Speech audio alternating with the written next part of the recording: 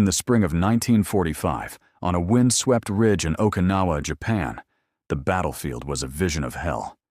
The air was thick with smoke, the ground blackened by explosions, and the cries of wounded men echoed across the cliffs. American soldiers of the 77th Infantry Division faced the impossible, an entrenched Japanese force determined to fight to the last man.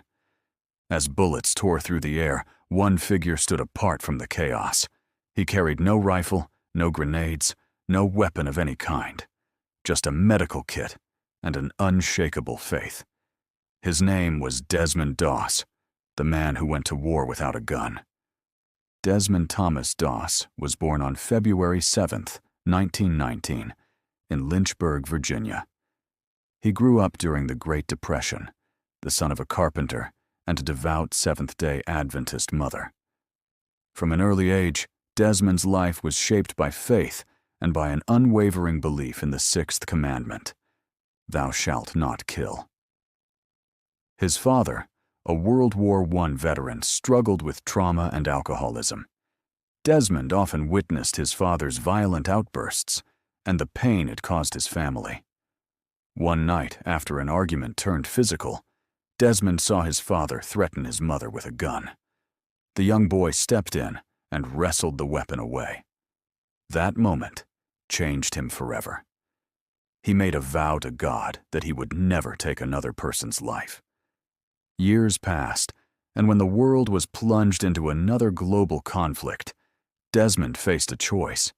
He could ignore the war, or he could serve his country without betraying his faith.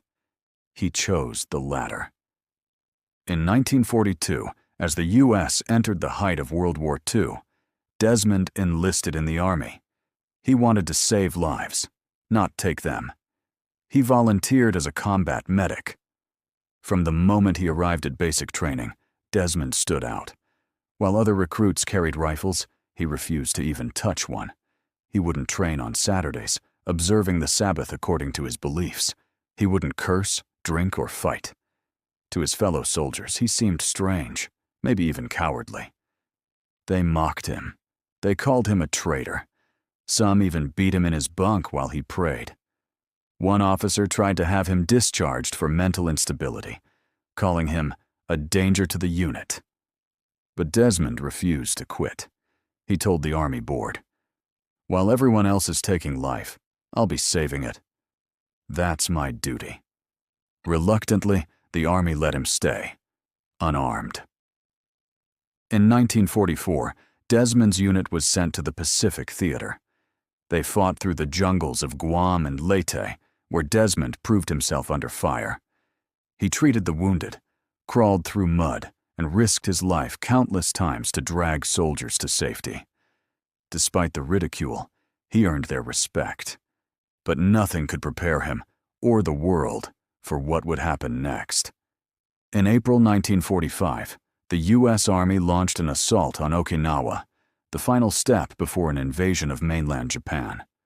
The battle would become one of the bloodiest of the war. The Japanese defense line included a towering escarpment called the Maida Escarpment, known to the Americans as Hacksaw Ridge. It was a sheer 400-foot cliff leading to a plateau fortified with machine guns, mortars, and hidden tunnels. To take it, soldiers had to climb cargo nets under relentless fire. On April 29, 1945, Desmond's unit, the 307th Infantry Regiment, began the assault. Artillery thundered, mortars exploded. The ridge erupted in smoke and fire. American troops climbed the nets and stormed the top, only to be met with a storm of bullets. Within minutes, the attack turned into a massacre. Soldiers fell by the dozens, many bleeding out where they fell. When the order to retreat was given, most survivors scrambled back down the cliff. But Desmond Doss stayed behind. Alone, he could hear the cries of his wounded comrades above the gunfire. Crawling through the carnage, Desmond began searching for survivors. With bullets whizzing inches above his head, he bandaged wounds, dragged men out of trenches, and carried them to the edge of the cliff. Then, one by one, he lowered them down, 400 feet, using a rope he tied into a makeshift pulley. Every time he sent a man down, he whispered the same prayer. "Lord, please, help me get one more." For hours he worked in silence, exhausted, bleeding, dehydrated, and under constant fire. Each trip back across the battlefield meant risking his life all over again. He moved from crater to crater, tending to men too injured to crawl. Some were missing limbs. Others were unconscious. Yet somehow, Desmond carried or dragged them all. By the time dawn broke, more than 75 soldiers had been saved. When his unit regrouped, the men couldn't believe their eyes. One by one, the wounded appeared at the base of the ridge, lowered by a single rope, all alive. The same soldiers who once mocked Doss now looked at him with awe. One whispered, "He's not just a medic, he's an angel." But Desmond wasn't done yet. A few days later, the Americans launched another assault. Again, the ridge erupted in chaos. Desmond was there, running between the wounded, ignoring explosions and machine gun bursts. While treating one soldier, a grenade exploded beside him, tearing through his legs. He wrapped his wounds and kept working.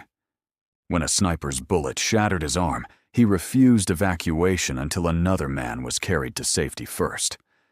Then, with his arm mangled, he fashioned a splint from a rifle stock, ironically the same weapon he had sworn never to use, and crawled more than 300 meters to the aid station. For his courage, Desmond Doss became the first conscientious objector in American history to receive the Medal of Honor. President Harry S. Truman presented it to him personally, saying, "I consider this a greater honor than being president." The citation read, "Through his outstanding bravery and unflinching determination in the face of desperately dangerous conditions, Private First Class Doss saved 75 men at the risk of his own life." After the war, Desmond returned home to Virginia, his body scarred and his left arm permanently damaged. He never sought fame or wealth. He simply said, "I was just doing what God wanted me to do." For decades, he lived quietly with his wife, Dorothy. He grew vegetables, raised chickens, and spoke occasionally to church groups about faith and courage. But those who met him said there was something almost otherworldly about his calm. His voice was soft, his handshake gentle.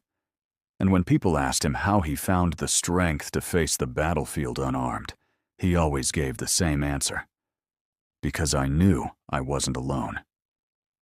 In 2006, Desmond Doss passed away at the age of 87. His story might have faded into history, if not for the movie Hacksaw Ridge, released a decade later, which introduced his heroism to millions around the world. But long before Hollywood, the men of the 77th Division knew the truth. They said that when the sky exploded and the earth turned to fire, one man, without a weapon, showed them what real courage looked like. Desmond Doss wasn't just a medic. He was a man who lived his faith on the battlefield. He proved that bravery isn't about killing, it's about saving. And on that terrible ridge in Okinawa, while others fought to take lives, he fought to save them. He saved 75 men. He never fired a shot. And he changed the meaning of heroism forever. You've been watching World War II War Files. Subscribe and open the next classified file from history's deadliest war.